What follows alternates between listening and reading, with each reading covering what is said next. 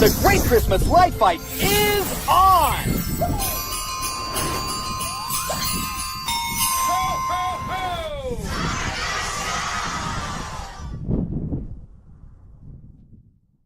The weather outside might be frightful, but the Christmas lights are delightful. At this amazing synchronized pixel light show, get to glow, drive-through glow, let it glow,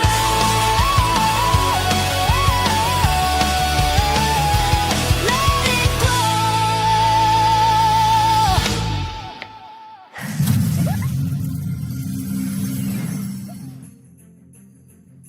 What's up, everybody? Happy New Year. Brian Michael here, your librarian, your resource for everything related to the Great Christmas Light Fight.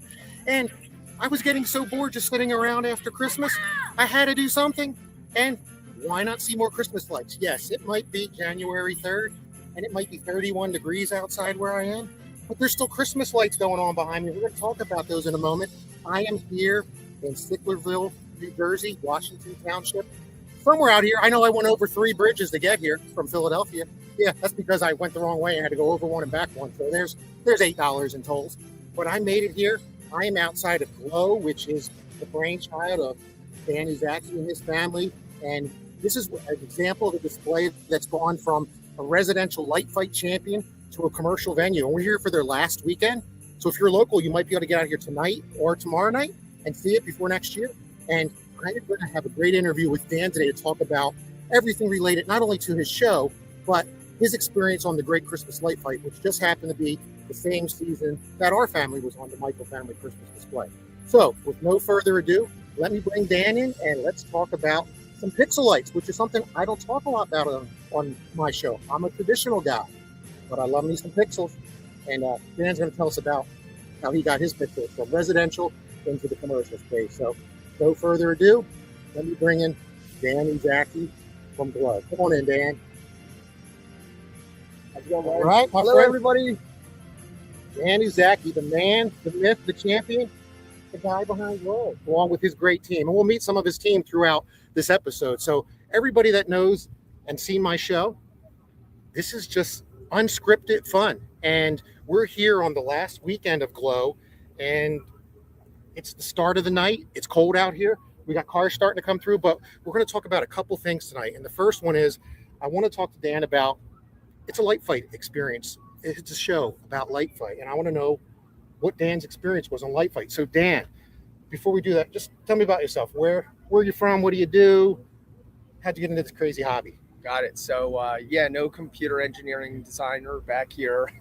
Just like, I was an assistant principal at the time who was interested in Christmas lights, saw a couple great Christmas light fight episodes, but obviously was decorating as like a child. I think a lot of people have those similar stories. My mom was like really big into the holidays. And, so when I got married, we bought a house with the intention of let's have a big Christmas light display, start off doing incandescents, lightorama stuff, blinky blinkies, and then eventually moved into the pixel light displays, and that's where things kind of took off for me. That's amazing. It's kind of how everybody starts. You've seen displays when you were a kid. You started on your own. Same thing. We bought a house. We started playing. I started with blow molds as my obsession, but I got into lightorama. Fun fact, for those of you who don't know, lightorama started in the great state of New Jersey, so that's pretty cool. Do you still use lightorama today, or did you move on to some other controllers? No, we're all Falcon controllers over here. See, I know what Falcon controllers are, and then I use blow molds. And so I do have some questions about, we'll get into the controllers and stuff, because one of the things I want to cover tonight, folks, is watching, especially those that do animated light shows.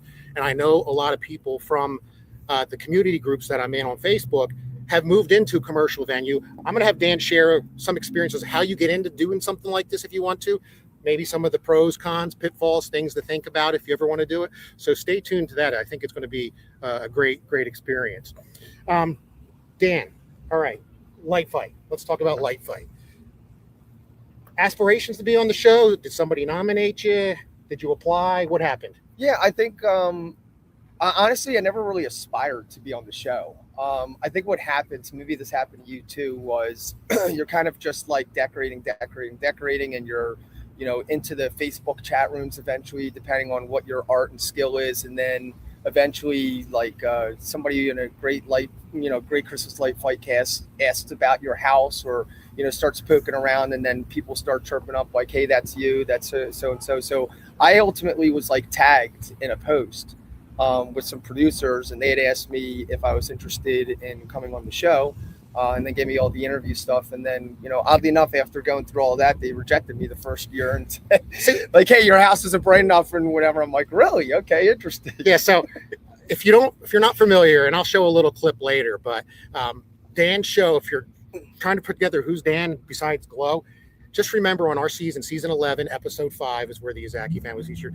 They were the 8-bit video game theme. I call it the Nintendo theme. I'm sure you couldn't call it Nintendo because of copyright stuff. Yep. But that's what that aspired to. And kind of interesting. We have similar stories. I've been a fan of the show. I'm a fanboy of the show since 2013 when it started. Yeah. Always wanted to apply. And we moved from Pennsylvania to the state of Oklahoma. Then we moved back. And every year I'm like, should I apply? Should I apply? And finally my wife came and said, let's apply. And like you, the first year I applied, I got a call from Felicia Sharon White, the executive producer. And she said, we like you, but you're an alternate. Yeah.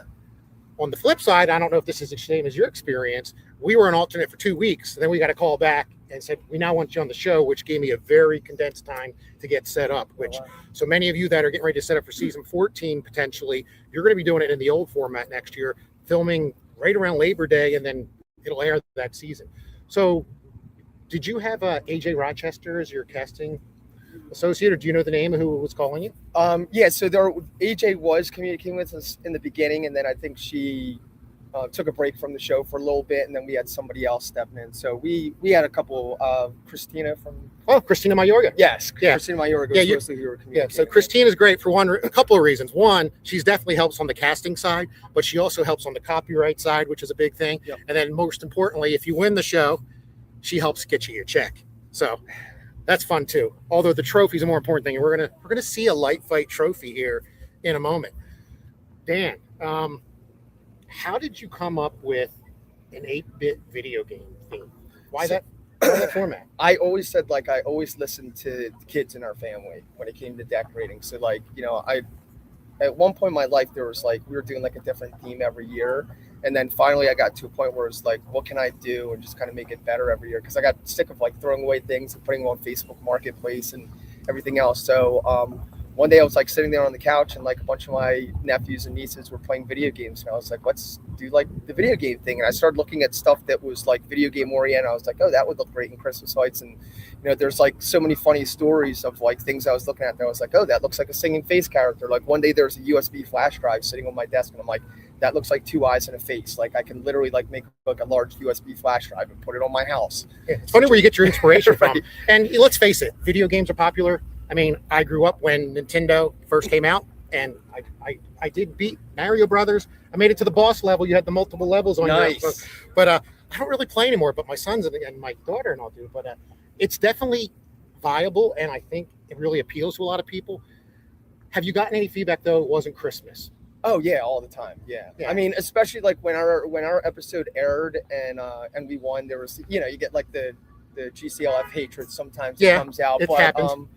At that point it really didn't matter to me. I just kind of do things for me. But yeah, a lot of people were saying it wasn't Christmas themed, but we made that thing Christmas themed. I mean, we were, I was custom mixing all of our own music. I was making sure that it had little 8-bit digital sounds incorporated into it. So when people came there, it was very Christmas. So the people that didn't think it was Christmas usually didn't want to be out looking at Christmas lights anyway. So I wasn't looking for their appreciation. And the reason I bring it up, I only bring it up because that does happen on Light Fight a lot. A lot of people say that the judges, they're making the wrong decision on who they pick and all. And what we've talked about a lot on this show is you don't see what happens for all the 2.5 days they're filming. You've never been to these displays. You've never met the families personally to see what the judges experience. So I bring it up because you can do just like the Scary Christmas House in Arizona did, a Nightmare Before Christmas theme. You can do something that's how you want to celebrate Christmas and tie it in, and I think it's important. But I think another thing that might have got your attention, didn't you go viral a couple years ago for one of the best team in the NFL, the Philadelphia Eagles? Didn't you go viral for and that was when I had literally no lights on my house. I look at that video now and I think it's hilarious, but my father-in-law is a 30-year season ticket holder for the Eagles, and I was still like very much in like the infancy of like my programming learning and sequencing. So like that was like the simplest song. It was like 30-second song. It was the Eagles fight song, and I was like, let me just put something on for my father-in-law. The video itself is horrible. Like I taped it from my car. It was like 10 degrees out at night. The camera's like shaking. And then I put that on Facebook. I woke up the next morning and my wife was like, Dan, like 4 news channels have called. And then that was like my first experience with like dealing with the news with your Christmas lights and everything else. So it was, it was kind of cool, but at the same time, a big learning lesson. I mean, it's neat to find a way to go viral, and definitely cool. So before we move on, let's see who's joined us. I like to check in on the comments. We have a few. I know it's an odd time. We're doing this right around dinner time here on the East Coast and Central Time and all. It's a little earlier, and it is a Saturday. But I think we have a few comments here. Let's see who's joining us. We've got the North Pole Village joining us. Hey, Troy, good to see you again. Hope you had a great New Year's and a great Christmas, and thanks for listening again. Really appreciate it. We did find out he's not a bot. On my last episode, before it even started, Troy made a post. North Pole Village said, oh, this is StreamYard using bots to theme it. But it's not. Troy's real. I have seen him comment before. All right. Hey, we also got another Season 11 champion joining us. The Brown family Christmas lights. If you should remember this if you watched the show. They were the Candyland theme. Yeah. So that's Brandon. We got to go see their display a couple weeks ago when we were out in Texas. Good to have you, Brandon. Who else do we got? We got a light fight hopeful here. We got Ryan P. Wheelwright joining us. Glad to have you on a Saturday night. Oh, we got another light fight family joining us from season 12, the Slankard family out of Broken Arrow, Oklahoma. We just visited them. Really fun to have you. Thanks for joining. I know this is going to go over your head, Robert and Lori, because these are pixels. Can you spell that? Pixels? I know. They were back in time 50s and 60s theme. Really great vintage decorations. Nice. So I like to tease Robert and Lori. They're great people about technology, because sometimes they're challenged with it like we are. So let's talk technology a little bit. And then we'll introduce some of your staff around, because the one cool thing they have around here, and hopefully they'll pop in later, Dan has all these characters running around in costumes. And of course they're busy with the drive-through, and we might do we're going to attempt a drive-through somehow in a little bit. You can see it behind here. It's let's give us some specs, Dan. Yeah. How big is the drive-through? So this is on, it's 1.25 miles approximately. We're on a 13-acre lot over here in Washington Township. We operate out of an old TD Bank property that was uninhabited. Took this over. So everything that you see here, like we did everything from land clearing to laying down the roads. And that's just, the first part of the logistics that we had to do. We could talk later about the season 1 operations here. We tried to even do a Christmas village complete with amusement parks, but we're doing just the drive-through now, focusing on the drive-through now. So when do you guys start putting up the drive-through? Is it end of summer? Well, it depends on how much labor we have.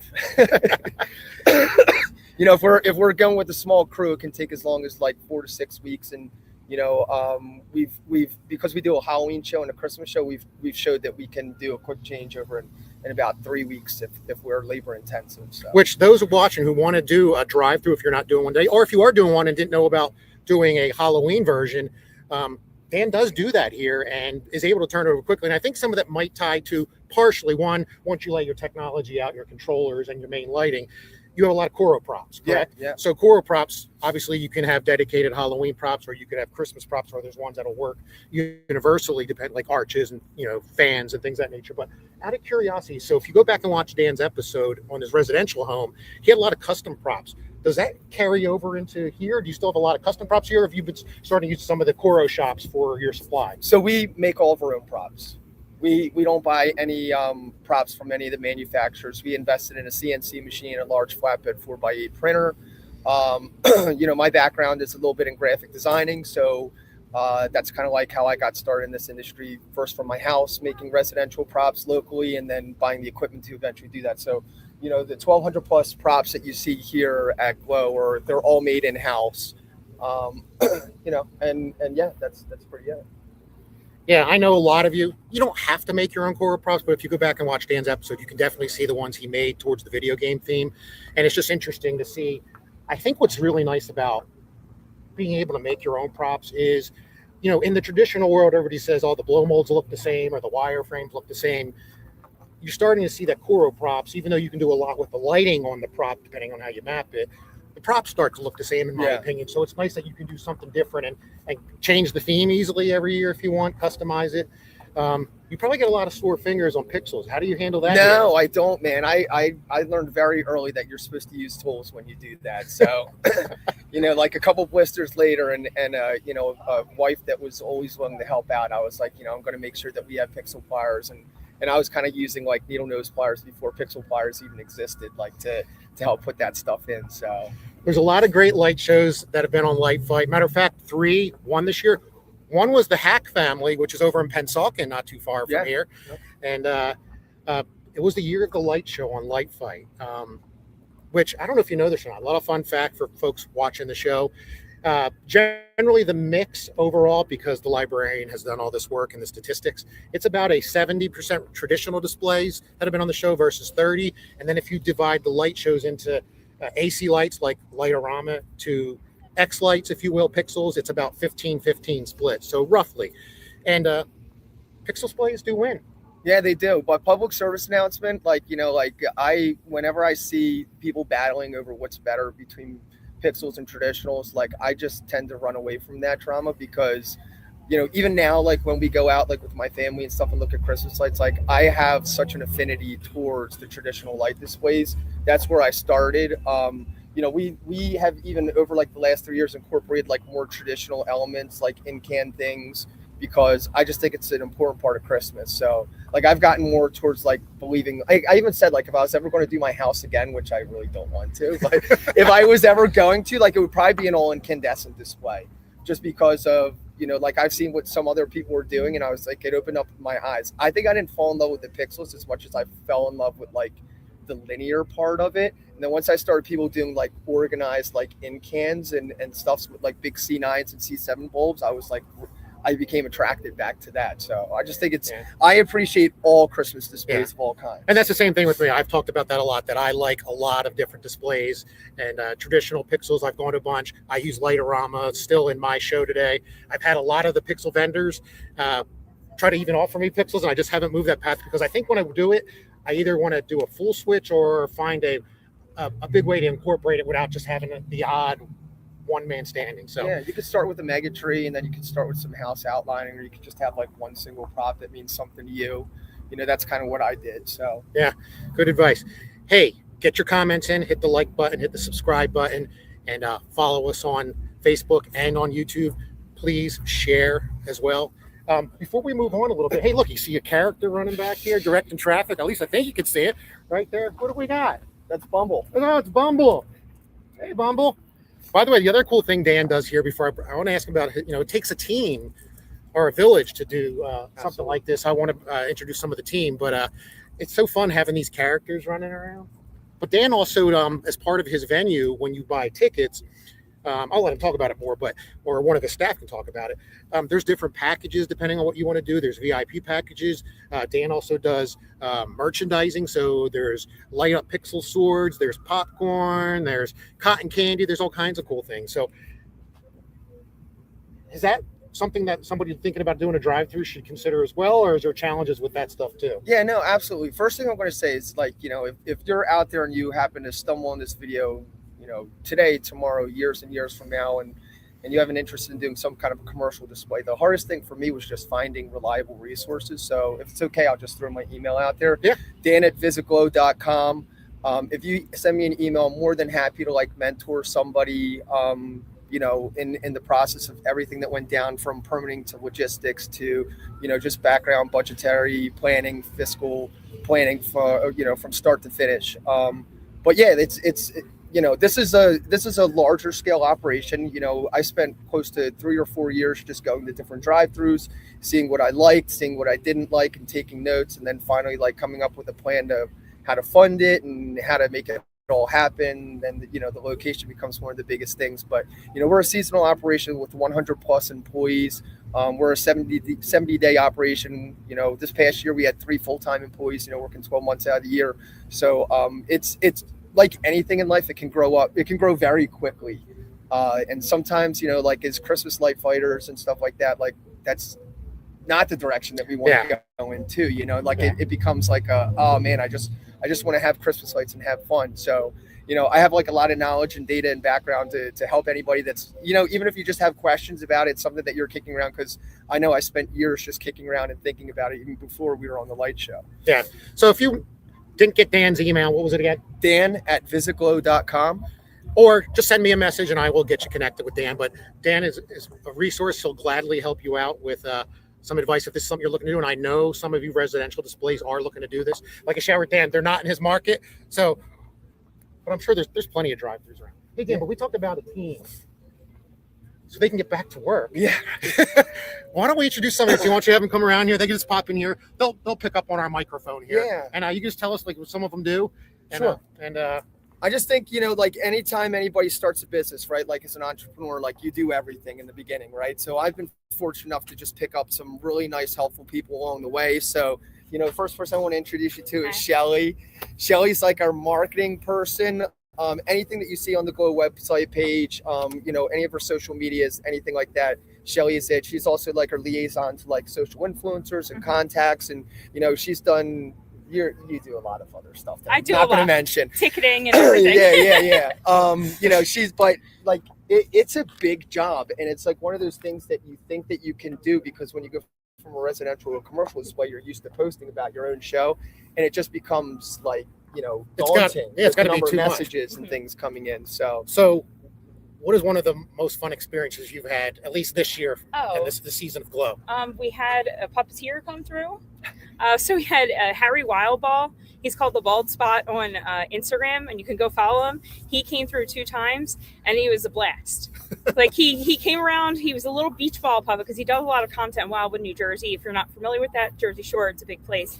Anyway, he does so much content there, and that was so exciting because he was so much fun, and the employees love him. So was he driving around in his car doing his puppets out the window? So my job ended up being, even though he had his wife with him to help him, I ended up being in the passenger seat filming for him. So he was driving while puppeting, and I was filming. A very interesting experience. And he's a great person. I gotta go find that. Yeah, that's amazing. Might be a new gimmick. Well, we appreciate what you do, and thanks for wait, before Shelly goes, I just want to say, Dan, Shelly is she's a first-year employee for us this year, but she's actually been with us since the beginning because Shelly was with us in the first season. She was here as a vendor for her business, Pop Creative. She does some really cool things that she fabricates with her husband, and her husband was here this work and even working Santa. So this is like when I tell people like I've tried to keep this family-oriented, this is like the essence of like what we do. Like Shelly was somebody that came here as a vendor. We fell in love with her personality, and I was like, how can I get you involved? So we're very fortunate to have her. Oh, that's a really cool story. Well, thank you, Shelly. Thank you. Who else we got here? I'm going to bring over Rich. This is Rich Michelli. Rich, come on up closer here where we can see you. Yeah. Rich is often in camo. He doesn't really like to be acknowledged. It's probably his first video appearance or kind of news appearance ever. You know, a large portion of the Michelli family works here. They're, you know, relatives of mine. But Rich is like one of these guys. He's like, I would say like 5 years behind me. Like he's evolved. He's learned about pixels. Like he's got an interest in Christmas lights, and he's learned how to basically do like all the technical operations on this property. So he is like our Mr. Fix-It for everything that goes wrong here, from a broken down diesel engine machine to like an actual like, you know, quick and fix it that needs to happen in the show. So he's our all perfect. That sounds like a lot of pressure. I mean, a little bit, but have you had any pixels catch fire? I know that's happened. No, we only buy the good stuff, man. No, I know that could be a thing, especially some of the coveted pixels. But you got to be able to fix something. So with that being said, has there ever been an experience, and maybe this is advice for somebody, where in the middle of the drive-through, failures happen that's had the show shut down or caused an issue where it was like, First year, we were having a couple of generator issues, but figured that out pretty quick, and really haven't had too many hiccups. Okay. Weather's always the thing that poses the problem. When you're doing an outdoor venue, you're subject to the elements, and you know, out here we have some uneven areas and some controllers sitting in some low areas, so sometimes the water. So is all this generator driven? This is all generator driven. All generator. So here you go, folks. If you're in an area where you want to do a drive-through display, Dan can help you with some advice on generators. So take him up on that offer with an email. Well, we appreciate what you do here. Appreciate We that. got another person we're going to meet right here, and then I'm going to get into the comments and check the comments and get your comments and any questions for Dan. Let me know. Hey, He's dressed like a character, but maybe he is a character. Come on in, get I'm up a in here. gingerbread. All right. This is Nick. This is Rich's brother. You know, without Nick, I'm probably not married right now because you know he saves me with everything. You know, he's our director of operations. He runs everything from staffing to just the logistics of the show, everything in the background, our permitting, our insurance, our QuickBooks, and he does it all. What's the most challenging of all those things he said to do? The most challenging probably something is, I think you mentioned it, staffing. Staffing? Because as much as people love the lights, they love the music, no one comments more than our staff. They comment on our staff. They comment on our mascots. They don't even comment on how nice the lights look. They never comment on how nice the lights look. They comment on the interaction. So I was reading it different at first. What I thought he was saying is it's hard to find staff, which is true in any industry for jobs. But what he's saying, and this is true, if you go follow Glow on Facebook, GLOW, look for what's the official way to find it? Glow at Washington. Glow Township. at Washington Township. Google it if you haven't looked at it yet. I have seen a lot of comments about how friendly all the characters are, and then the people that are just greeting people. And I think that's going to be an important part for a successful drive-through venue. Yeah. It's all about like a customer experience. It's the same thing that happens when you're at your house, right? Like when you have people driving by, you wanted them to have a nice time. You knew sitting inside your house and having them look at Christmas lights wasn't going to be enough. So eventually you start coming outside and giving candy canes and making an experience. And that's kind of what happened here. Yeah, so year one, we had a hiring process. We did it. It was great. We had a lot of good workers. And year two, we rehauled it, had a different demographic that we were looking at. We went much younger, a lot of high school people who are in theater, a lot of high school people who are in sports and AP classes. And it changed the environment here. It's a great idea. And, you get that young exuberance out there to offset some of us old curmudgeons. I don't think I'm an old curmudgeon. No, not at all, man. Hey, thank you for sharing. Really appreciate that experience. Again, we're here at Glow in Washington Township the last weekend. Yeah, Christmas is over, but Christmas lights are not. They're still here. We're still getting people driving through. You still have tonight and tomorrow night, right? Tomorrow night's the wrap. Tomorrow night's it. And then if you want to volunteer to come break it down, maybe Dan will take some volunteers on that. I don't know. But let's check in on the comments to see who we got, because I do see some, I see some locals here. This is interesting. Dan. We got, let me scroll up here because I don't want to lose them. Hey, we got a season 12 winner and local. We got Lyle Williams from Frostland Village. Yeah, we were in just Pittman. talking about you, Lyle. It's up to my wife because she hasn't eaten yet today. But when we get done here, we might come by your way for your last night over in Pittman, New Jersey. I know you let me in last year and I got to go in the bakery. I got to see this year's theme before it's closed up. But thank you for joining. We got a New Yorker in here. We got Rob joining us. Rob has been looking to get on Light Fight over the years. So good to have you, Rob. What are the slankards saying now? Oh, they're laughing because I was teasing them. I think they're laughing because I'm a comedian. What else do we got here? Oh, we got another season 1 Light Fighter joining us. We got Michael Simmons. Loves the drive-thru. I don't know if you know Michael. Maybe Michael's reached out to you. I'll give Michael a plug here. Michael is from season 1 of Light Fight, and Michael runs a business called Tune2. Yeah, we have Tune2 here. Oh, What's up, Mike? You hear that? He's using Tune2 here, Mike. Didn't know that. Thank you. Yeah, Michael and I connected, back in September, and we were talking about, installing his hardware over here, and it's worked out great. Well, I appreciate that because I've seen Michael's demos. Michael, when I was on our OK Texas Xmas, that was my road trip 2 weeks ago with Kim. Michael stopped by at Jordan Maywald, who won in season 7, and we let him promote Tune2, and I know he goes to the shows. For what it's worth, I don't know if Dan was going to attend, and the East Coast Christmas show is coming to Oaks, PA. Be a lot of the vendors there, and there'll be a lot of past Light Fighters and a lot of enthusiasts there. I believe the date's in April this year. Look it up. You might be able to see something. I know people like Michael Simmons come to shows like that. So who else do we got here? Oh, Lyle's just saying, hey, if you're coming by, come on by. What else do we got? Yeah, he says he loves your drive-thru show too. That's Michael. Yep. What do we got? The Brown family saying they like all kinds of displays. Going back to what we talk about. This is the tough part of the show, trying to manage comments. Yeah. It's when you need assistance. You need a Shelly. You need a Shelly, and you need better software. But hey, we're doing this mobile. What else do we got? Oh yeah, see, he did ask me, am I coming to Froston Village? I said it all depends on if Kim's not too hungry. She hasn't eaten all day. Happy wife, happy life. What else do we got?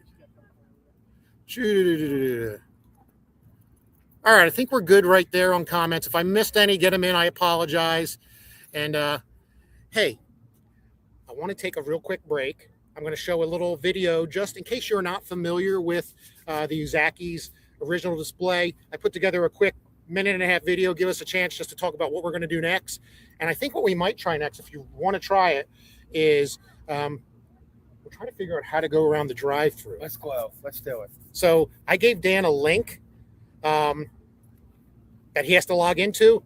We'll take off the microphone, and then he can either get in a car and go try to drive through and just stream it. We'll see if it works. If not, I'll talk until he comes back. So what do you think? Let's play the video, get your comments in, hang in there. We got a lot of people watching. And let me go over to my assets. And just, if you're not familiar with the Uzaki's display from season 11, episode 5 of the Great Christmas Light Fight, here is a little memory video. Check it out, and we'll be back in about a minute. We're the Uszaki family. And we're leveling up on the competition. Choose your light fighter.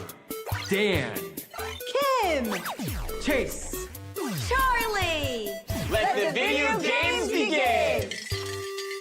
We run an 8-bit video game themed Christmas light show. This is going to be our mini controllers. From 8-bit characters to modern gaming. Chase, this is modeled after your VR headset. We custom make every prop on this property. 3, 2, 1, game on! What? You know, you're literally going to be in the game now, Carter. Wow. You're going to have to beat this game, Carter. Oh, man.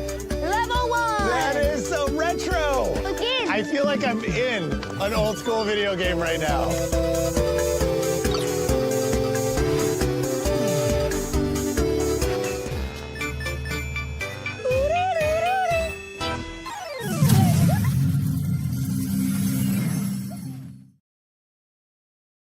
All right, those were some great memories.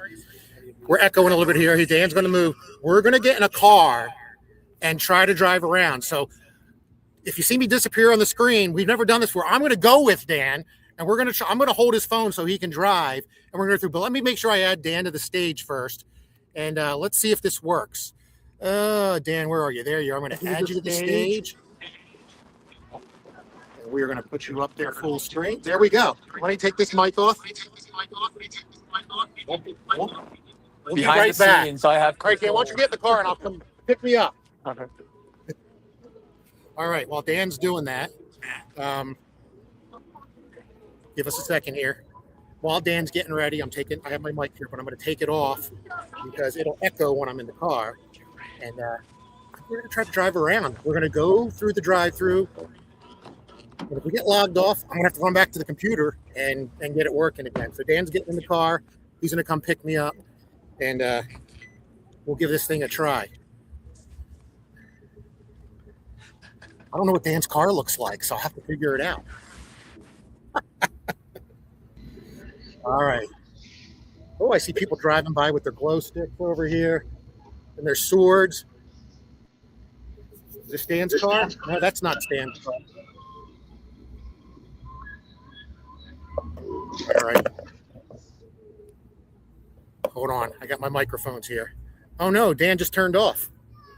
I hope he didn't log us off. I'm There he here. is. I'm here. All right. Come pick me up here and I'll get in. You're going to be live on camera. Thanks. Say hello, Dorothy. Hey. This is what happens when you're doing things live. All right. Let me turn the screen into a full view of Dan. I'm going to go jump in the car. Let's see if this works. All right. Here he comes. See you in a second.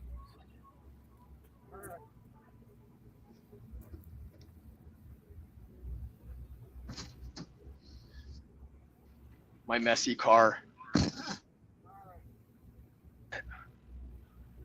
can see Dan and I are in the car. Dan's a good driver. I'm going to turn this towards the entrance here.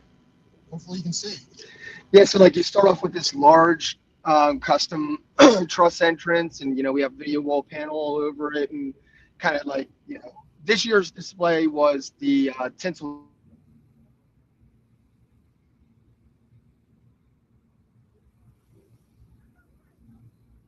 we were going through like a kid's memory, and this year it's just it's like themed through like the New Jersey Turnpike. So we kind of just, the way that I was doing it before with, I told you like my kids were the most important to like my design inspirations. A lot of the stuff still comes from like kids from the average range of like 8 to 15 years old. You can hear where the generator's going.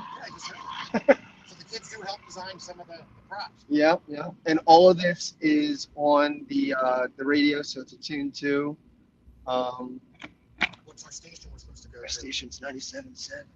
97.7. He doesn't have it tuned in already, but we're tuning into it. Yeah, I was listening to you guys. Let's see, where's my radio at? Audio. So everybody, get your questions in on what you think. You can see all the custom props. We've got all these elves over here. We got they look like babies drumming. So I think my audio is actually hooked up to the Oh, phone right now. Yeah. There is no audio coming through because we're using his phone Yeah. to stream it. Oh well. But I think I can turn that off and still have the audio come through the phone. Let me see that real quick. Let's just see. Make everybody dizzy here. Sorry, YouTube world. Let's go to.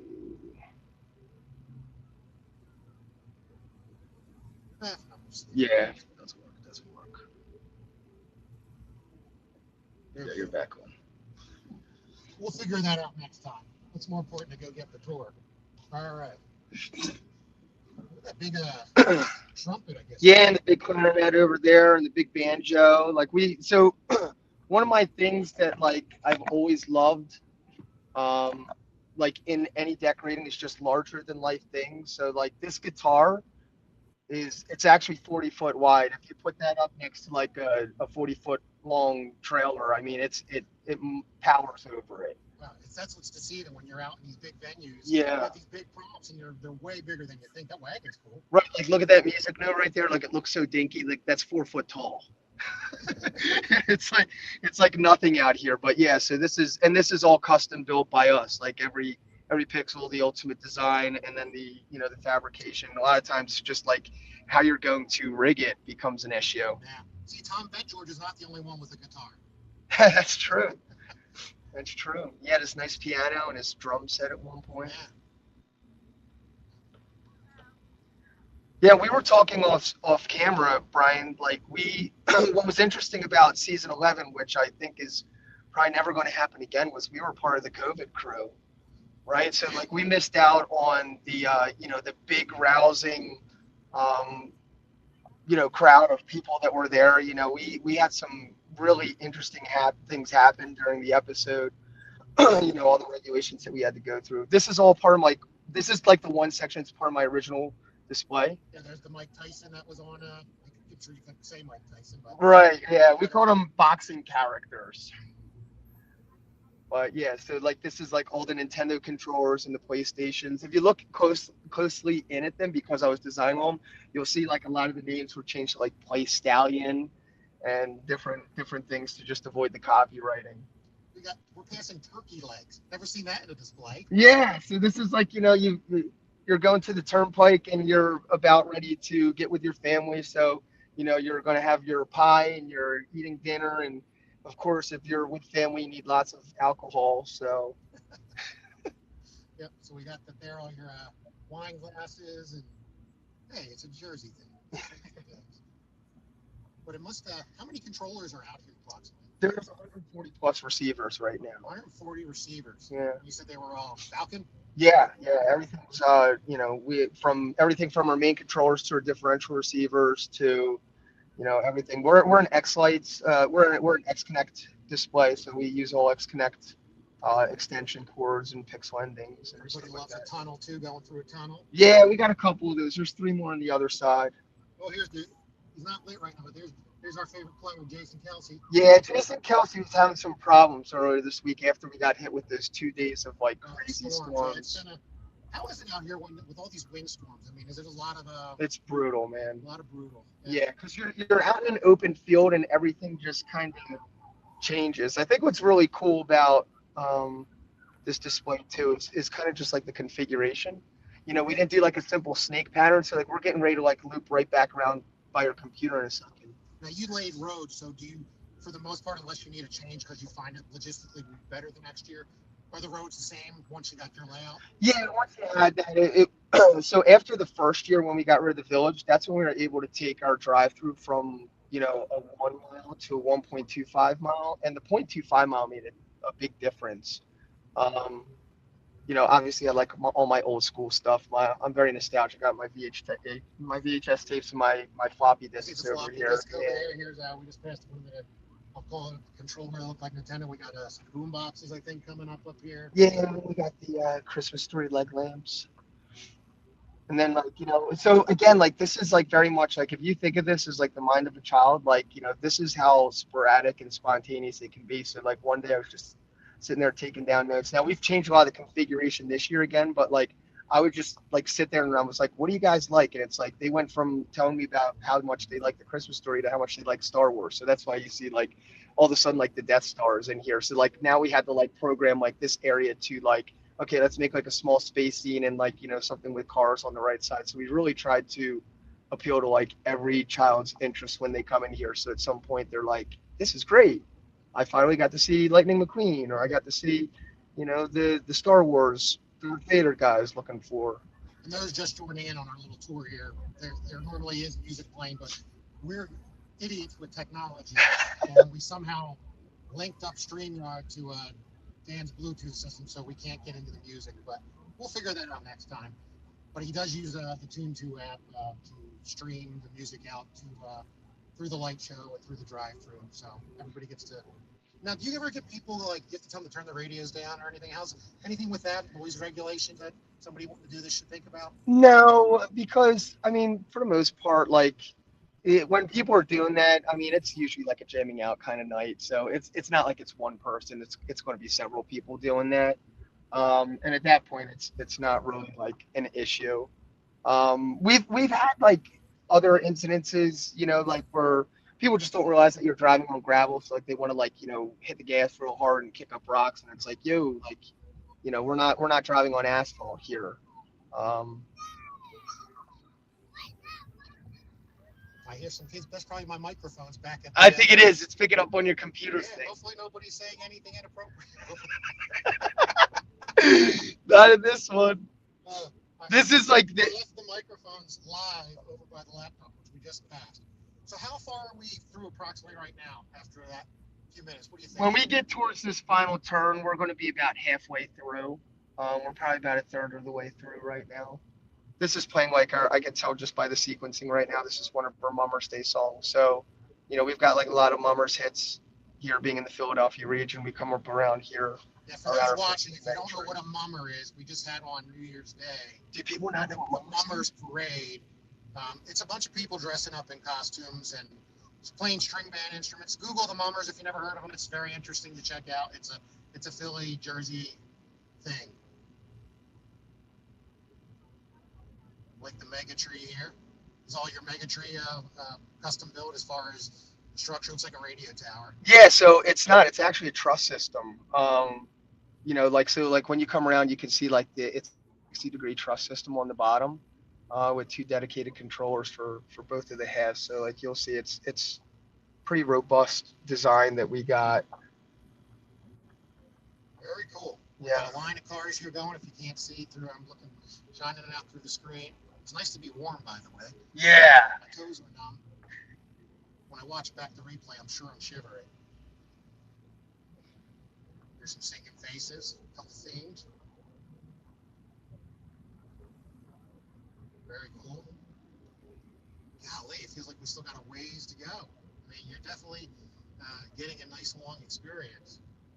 Yeah, and like on some of the slower nights, like we tell the customers all the time, it's like, go through a second time if you want to. And a lot of people are surprised by that. And I'm like, they're like, we don't have to buy tickets for a second journey. I'm like, no, not at all. Like we want people to be here. Like we didn't build this to not have people here. So it's still, I'm really impressed at how busy it is for Friday, right around, we're just getting at 6:30 Eastern time here. Saturday, right? Saturday. I feel like I got my days mixed up. Well, you know what it is, and when you're in here, like I think people just take their time too. Like they're really We found like so after the first year, we built it at I think it was like just under a mile, and it wasn't, in my opinion, it didn't feel long enough. You could hurry through that thing in 15 minutes.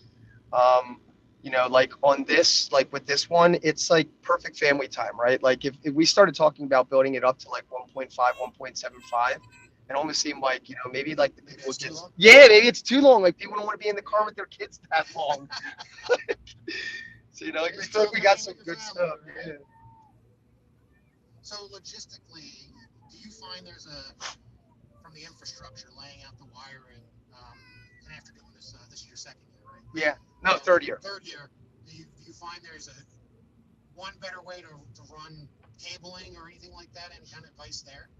No, I mean, like most of our problems come with the props on the poles. Like the cabling is really like it's like inconsequential. But I always tell everybody, like, everything is about how you started. So like when we first dug these roads, like we trenched, PVC pipes underneath. So like when it goes from like lane to lane, everything is underground. Nothing's getting driven over. Obviously, like there's wires from controllers and receivers to the actual props, but like there's not a lot of like foot traffic out there. So like we have like a lot of like our foot traffic areas pretty well defined. Okay, nice big snowman here. So I don't know if Yeah, this is actually good. I don't know if this is the one, but Dan No, used to have a giant snowman and Wynn took it out, as well as a giant replica light fight trophy. Yeah. So that's like, part of the things that we've learned over the years, but this is the mini version of what used to be called Snowtorious, BIG. Snowtorious was actually like the week before he went down. We were in touch with the Guinness Book World Records, and they were coming out to get an official measurement on him, and he was like the world's largest animated prop at that time. So freestanding prop. So we were going to be in the Guinness Book World Records. And what happened was when we first set him up, talk about things that you don't know, when we were running a show off of him in the Christmas Village, and what we realized was because he was three-dimensional, we had all the lights on the back edge that was hurting the density, like you couldn't see it. So we had had the idea to cover it up with black tarp so that you couldn't see the back, but you could still see the snowman from all areas. When we did that, we had a really bad rainstorm. All that stuff got super wet, and he didn't come down from the wind, but he came down from the weight of the tarps. Oh, wow. And he literally did what he was designed to do, which was he basically went like straight to the ground. Which, yeah, instead of falling in on a car. Yeah. But we've hit the traffic jam on the Tinsel Turnpike. You wouldn't be in New Jersey without traffic. And we're hitting a traffic jam because we're coming up on some nice characters that we'll see in a moment, waving to the crowd as they get near the end of the exit. We're heading towards exit 0. So I didn't ask this question. You're obviously a Jersey person, a shore person. Which your favorite Jersey shore? I'm a Wildwood kind of guy. Wildwood. We started as Wildwood. At the end of the day, we're Cape May. Oh, Cape May. Yeah. Wife's family used to own a home there, and we still go back and rent there. But yeah, I definitely was a Wildwood as well as dare I say, Seaside. Started in Seaside. That was another spot where we used to go. Speaking, there we go. There's exit. There's your Wildwood Rio Grande. Wildwood Rio Grande exit. Yeah. Oh, boy, if you can see it through the window. Oh, well, there you go. Yeah, I haven't pointed out like all the things along the way that makes this like the Tinsel Turnpike, but there's our homage to Cape May. There you go. There's the Cape May Lighthouse. Yep. It's about eighth size. Yeah, right. Here we go. We got Frosty up here, and then his. Say hi to everybody. Look at this big reindeer stand in the back there. Yeah, one thing that we're like really good at doing here is just repurposing items. I wish I could have gotten one other person on camera, but I think she conveniently ran away at the time that we were introducing people. But she manages like all of her mascots, and she's just an incredible decorator. But like, a lot of times we're just able to like take things and repurpose them. So like when we get up by that reindeer stall, you'll see that was actually a donation that we accepted from a church up in Connecticut, and during last year it was used as a trolley, and then we decided to repurpose that into a reindeer stable.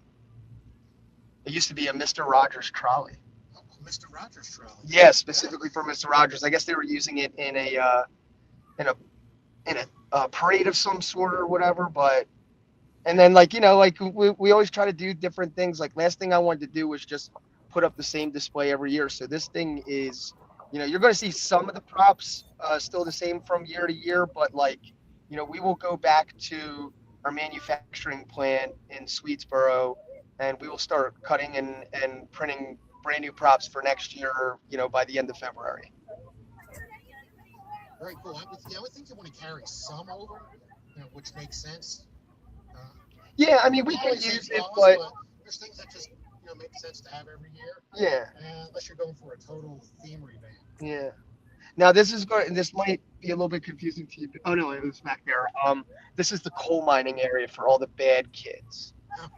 Where we get all the coal for the stocking. Yes, because one day my nephew was asking, he's like, "Where does all like the coal come from?" Like, because there's a lot of bad kids in the world. And I was like, "Dude, that's a great idea. Like, we should have like people mining for coal." Well, I didn't get any coal in my stocking this year. You did not, man. You're the librarian. The librarian can't be on the bad I list. need to get books. Yeah. The librarian needs to get his wife some dinner shortly. And if you're still watching, we're almost through. We're getting close to the end. Dan says. So Dan says We're getting close. We got like 4 more loops, and then we got to come around to the end, and then it's exit time. Then we're going to pull up right behind your wife. But yeah, again, if anybody's interested in looking at a commercial display, I just said, it was so hard to just find help. And, I've never been a person in this world that's like competitive. So if even if you think like you're a little bit too local to me, say you are in like, the Jersey area or Delaware or whatever, I think like I've always been of the mindset that, the more people that are doing this stuff, the better the world's going to be. So I've always been ready and honest and willing to help somebody. And, a lot of people, like even in this industry that thought that, when we opened that we were going to be competitors, like I reached out to them, even like some serious juggernauts. And we've done some like, comp programs with like dual tickets and stuff like that. And, I'd like to think like we reinvented the industry a little bit and show people like it's not all about, just trying to create revenue at your own place, but also like create like a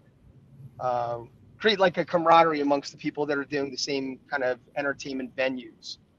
Yeah, I mean, that's a great point that we're all in this together. And there's room for a Wawa for those that know it, and a 7-Eleven right next to each other, or a Starbucks and Dunkin' Donuts, or a Ford and a Chevy dealer. Yeah. There's room for drive-thrus to be near each other, and it might create extra nights where families can go out and hit a bunch in one night. Yeah, because when I was a family, like going out to this thing, going out to like a light show, one light show just sometimes didn't seem like enough. There's no reason why a family can't go to like 2 or 3 in the same night. And that was just kind of like the mentality I always kept. When you come up here, you'll see like this is like our castle. This is a repurposed thing, especially from Halloween. So like one of my ideas this year was like we just wanted to incorporate a large scale castle. So, this was like my largest contribution this year to the show while people were setting up controllers and they were on autopilot. I was off kind of doing this. And then, the person I talked to you about earlier took that Halloween castle and repurposed it to like a Christmas castle, which is, connected to the reindeer stable in this sled over there. So Dan, do they at least have a portable heater inside the sled to keep them up? No, these kids are like, they're like, like like when you were younger and like your kids like jumped into a cold pool and you were like, what is wrong with you? I think they don't have like, I think that they can't feel like we do. So they don't get cold, man. The kids are so happy here, and we have like a high retention rate of employment here. Like we had almost, out of 95 kids that came back this year, I think it was like close to like only like 40 of the kids were like brand new.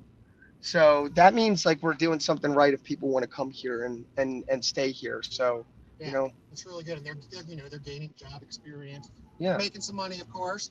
And we're through the final tunnel here, Brian. We're exiting Glow, the end of the Tinsel Turnpike. Who came up with the title, by the way, Tinsel Turnpike?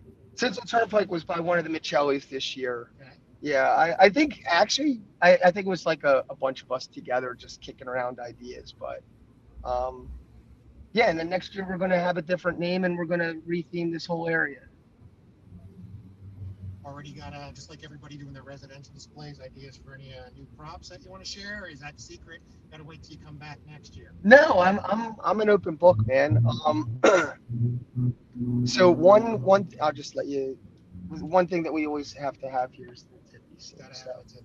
yeah, that was like a big thing that I wanted to have, especially at the end. One thing I want to do like next year is I feel like I wanted to capture, like we were talking about, like things that might be missing, and I always just felt like dinosaurs. There was like something that wasn't here with like dinosaurs, and I'm like huge into like the prehistoric stuff. So I think we're gonna like I think that's gonna be something that we're gonna incorporate like a fairly large area for next year or so. We can see one of Dan's staff here, directed some traffic. Yeah, he's actually a student at my school. He's a good kid. What's up, Ethan? Hi. You're on TV. We're going through again. Okay. Good job, buddy. See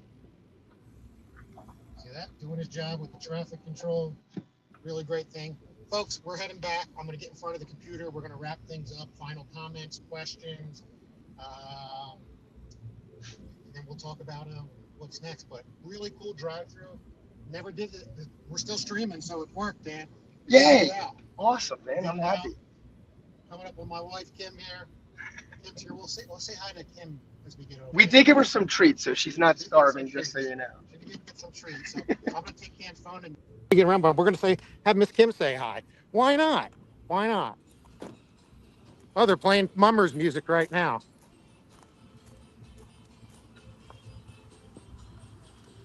Hello, say hi to everybody. You're on. See, I'm making her see Christmas lights after Christmas. And she's been a trooper, and we're almost done. We'll be back. Say Happy New Year, everybody. Happy New Year. All right.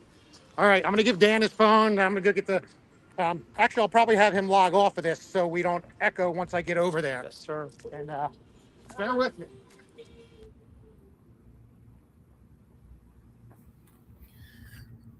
I'm back, everybody. Now let me find my microphone. I'll just clip it on this time to finish things up. But hey, that was awesome. A lot of you hung in through the drive. I see a lot of cool smiley faces there. What did you think? And I was impressed. Give me 1 second here. I'm sure you can hear me, unless I turn off my mics. All right, so got to see a lot of cool things on the Tinsel Turnpike. Got Dan back here too. Trying not to lose some of my accessories. We'll put his mic on so we can wrap up here. All right, let's check in on the comments to see what people were thinking. And hey, we're getting better at these things. So here's Patrick Mock from season 12. He's joining. This is Patrick. He was on last year. Hey, Patrick. He has a 3.5 acre walkthrough, but he is working on a partnership to do a drive-through in Texas. So, so he's asking how long was the drive-through. We mentioned that it's currently a little over a mile. Yeah, it's 1.25 miles, Patrick, and you know, on an average night, it's about 20-25 minutes to get through. Nice. Kim says hi. She's keeping warm in the car. I got to show her comment. Hey, my mom's even watching. Why is she watching this? She's wondering where you, Kim, where it's cold out there. Kim's in the car. Hey, here's fellow Joseph Gonzalez. Appreciate you joining. Joe is just an enthusiast who's, after seeing myself and a few others in some of the forums for blow molds, started a blow mold collection. You should see his collection this year. But he was, just like many of us, we talked about, he was inspired by watching not only other light fighters, just other people in the hobby in the Facebook group. So that's why we like to share things. Thank you for joining. Slankards want to say hi, Kim. So they're saying hi. What else do they Slankards want to say? They say great too. Yeah, it was great. What else do we got to say here? Yep, Brown. Yeah. Talked about the COVID protocols earlier. That was rough.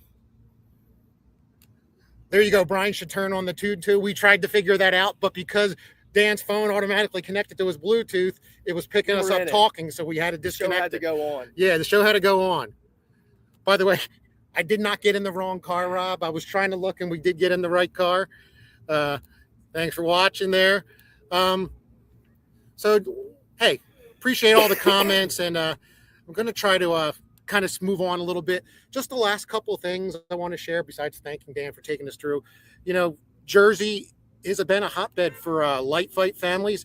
If you did not know, look at this. Jersey's had 12 contenders and 4 winners. So you can see the winners there. We had McCarty Williams last year, Frostland Village, season 12. We had the Martell family, which I visited last year over in Hamilton, New Jersey. We had the Hack family just win this year. And of course, then we had Dan's family win in season 11. So if you're in Jersey watching the show, you might want to apply. You got good odds on winning. If you were curious too, here are some of the other Jersey families that have been on the show. The ones in green and red are the winners I just talked about, but Jersey has a history being on the show since season 1 in 2013 with the Yangello family out of Pennsville. And they were a family that did a music track. They had a band up on their roof. Kind of cool. Yeah. So folks, I do really appreciate Dan and his family for having us out. There's our picture with Carter in front of their video game machine. That was a lot of fun. He was an amazing host. If anybody, I know that people, I think like when we first started off, I was saying like, oh man, I really think I want Tanya, but he was amazing.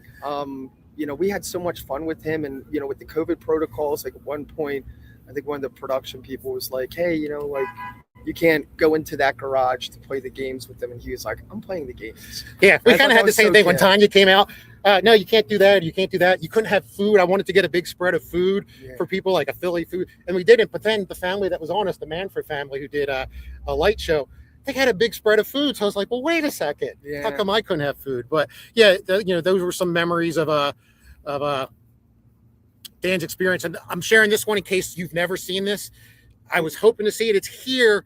It's going to be tried to be repaired for next year potentially. But after their win, Dan had a big giant replica trophy built, and it got destroyed in a windstorm, which many people can relate to the windstorms this year. It's been fun. Hey, folks, kind of wrapping up on time here. I got to move on. The librarian's got maybe one more display to see. Plus, we got to eat some food. But before we go, we do got to see Dan. I didn't bring mine, but Dan brought his. Yep. There it is. There is a season 11, episode 5 light fight trophy. Very cool. Very cool. And I appreciate Dan having it. Congratulations on having it. Many people say being on the show, it's nice maybe winning the 50,000, but this is why a lot of people like to be on the show besides being captured for the memory. So, folks, get your comments in.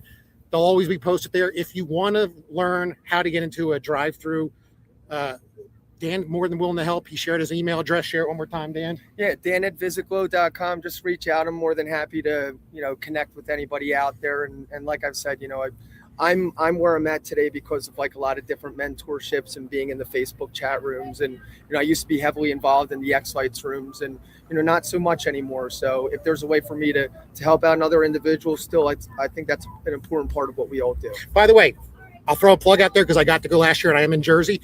If you are in Jersey and you want to learn about X-Lights and you don't go on the forums, look for ERLE, Eastern Regional Lighting Enthusiasts. They started a new mini last year. I have an episode on it. Go watch my old episode where I went to Earl, and they're going to have one again in 2026. It's a great place to meet people that do Christmas decorating or light shows, and they can help you with questions. That was the first mini I ever went to. Yep. Last couple comments here just to give people props because we're going to sign off. But, hey, I got Chuck Jones joining me, my buddy from Pennsylvania, trying to get on Light Fight. He's been out to our display. We got Devin joining us. He's been on some of the interviews like with J.R. Matos and so forth. Nice. And what do we got Brandon saying? No drinking and droning. I crashed my drone while filming at Brandon's house. But I did get a new one. I just got a replacement this week. All right. We are going to wrap it up here at Glow. Again, Washington Township open tonight. To what time tonight? 10 o'clock tonight. 10 o'clock. It's 6:50. So if you're local, come on out. It's a great flow through. If not, the last night is tomorrow. And if not, watch the videos, rewatch this. Dan, any last comments? No, I just I just tell everybody, like, when a lot of people ask me, like, how did you get on the show and what did you do? And I just tell everybody, just remember what the show is about. It's about you first and your family first. And I think if you if you do that and you do that well, the show is going to recognize you eventually. And And don't feel like you need to go out there and cater to what you think somebody else wants. And I think that was like a big part of what helped me out residentially than what helped me out commercially. Yeah, I think that's great advice. Be yourself. Do the display for you first. Do it for your community. And at the end of the day, good things will happen to you, just like they're happening here. I'm getting to spend time with my friend Dan. 2 years in the making. 2 years in a row. We finally got it done. Last year, we tried to do it the same weekend, and we both got sick. So, everybody, thank you for joining me. I'm Brian Michael. I'm your librarian, your resource for the great Christmas light fight. We got Dan Usaki here. He is the brainchild, if you will, the brain man behind Glow with a lot of his big team. We haven't even met half of them. It's definitely a place you need to come out to if you can't make it this year. Come next year. Again, hit like, hit subscribe, and thank you for watching Librarian. Dan and I are we're going to sign off here and end the show. Everybody, Happy New Year. Thank you very much, and we'll see you next time on The weather outside might be